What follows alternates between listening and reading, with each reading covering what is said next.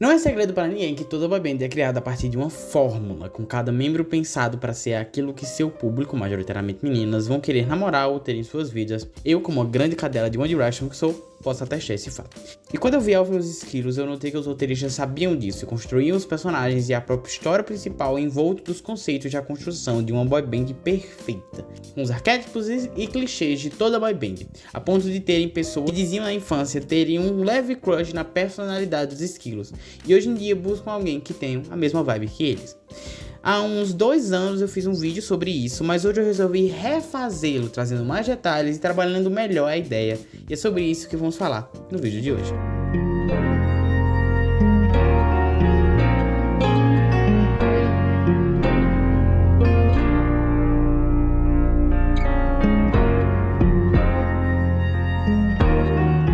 Alvin e os Esquilos é originalmente uma animação que se tornou live action. É sobre o live action que a gente vai falar nesse vídeo.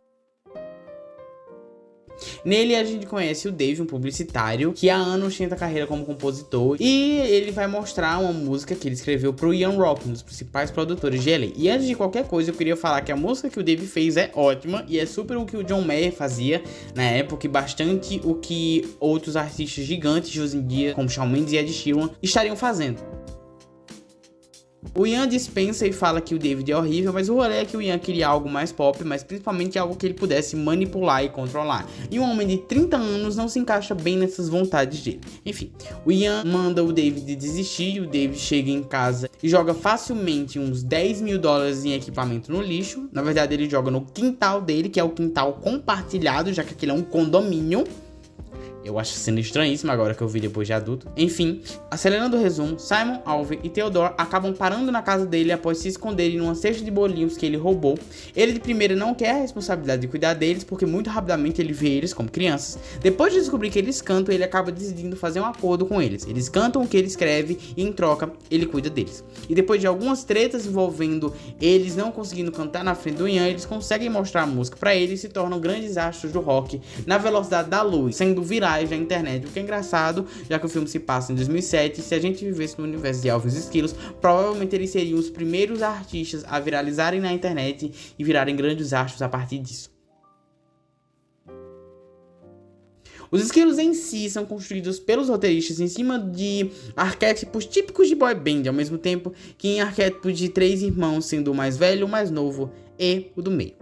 Basicamente, o Alvin é para ser o típico, entre aspas, líder, o cara legal e descolado. O que mais vai aparecer na imprensa, o bad boy, provavelmente o que o empresário já sabe que vai ter uma carreira solo bem sucedida dali a uns anos e já prepara ele para isso. No fim, o Alvin é só o mais responsável e o mais extrovertido, mas dá para disfarçar esses defeitos e problemas dele dizendo que ele é descolado, cool e bad boy. Ele seria o cara que usaria jaqueta de couro. O Simon é o príncipe, ele é pensado para ser o bom moço, o homem que você sonha em apresentar para sua mãe. Ele é o culto do grupo, quieto e o mais misterioso. Ele é pensado para ser o que as pessoas menos sabem sobre, mas na verdade ele é forçado a ser mais responsável puramente porque o Alvin é muito inconsequente e o Theodore é muito criança. E o Theo é o fofo, tanto em boy band quanto em girl band. Ele é pensado para ser só uma imagem. O próprio empresário tende a não valorizar ele e às vezes até o público. A função dele é ser fofo, gente boa e engraçado em entrevistas e interações com o público. Mas dentro da boy band ele nunca vai ser tão valorizado assim. Numa futura carreira solo ele vai ter o fandom mais forte, talvez não o maior, mas definitivamente o mais fiel. Mas na real ele é só uma criança, o mais novo. No futuro, inclusive, esse rolê dele ser muito infantil e nunca envelhecer é um arquétipo meio infantil e causam bons problemas pros roteiristas a partir do segundo e terceiro filme com relação ao desenvolvimento do personagem. Se torna um problema que eles meio que nunca conseguiram consertar. Eles ficam famosos e viram grandes estrelas do rock agenciadas pelo Ian. Com a personalidade deles bem estabelecida, o filme começa a construir a ideia do Ian tirando a individualidade deles, resumindo eles a uma característica tipo, o Simon usa óculos, o Theodore é fofo e o Alvin é inconsequente. E ao longo da narrativa ele vai tirando ainda mais características dos três, chegando no fim do filme, onde ele tira o último traço de individualidade deles perante o público. Suas cores. A partir de então eles cantam músicas distantes do seu gênero de conforto, usam playback, roupas pratas, sem individualidade, voz ou controle, deixando eles exaustos até que o Dave resgata eles e o resto é aquilo que todo mundo já sabe. Ele passa a criar eles como filhos, controlando a agenda por eles serem muito jovens e tudo mais.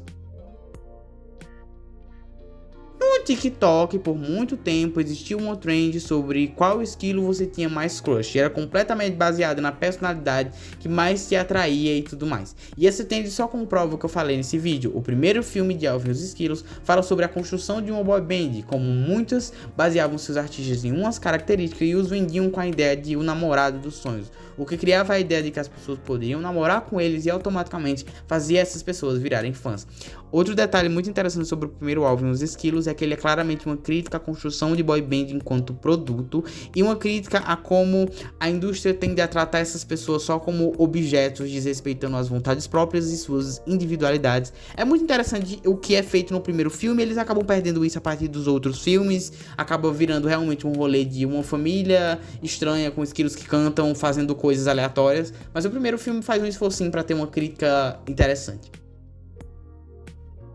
O roteiro constrói essas personalidades bem distintas, ainda trazendo os arquétipos de boy band, fazendo o público também enxergar e se relacionar com eles como se relacionariam com uma boy band, buscando a personalidade deles em pessoas e muitas vezes baseando seu tipo de pessoas que se atraem neles. E é por isso que você teve um crush nos esquilos, porque eles foram construídos baseados nisso, baseados em conceito de construção e boy band. Conceitos esses que nasceram na ideia de que você tem que querer namorar um dos membros. Então, se você tem um crush em um dos esquilos, você não é uma pessoa maluca apaixonada por um esquilo.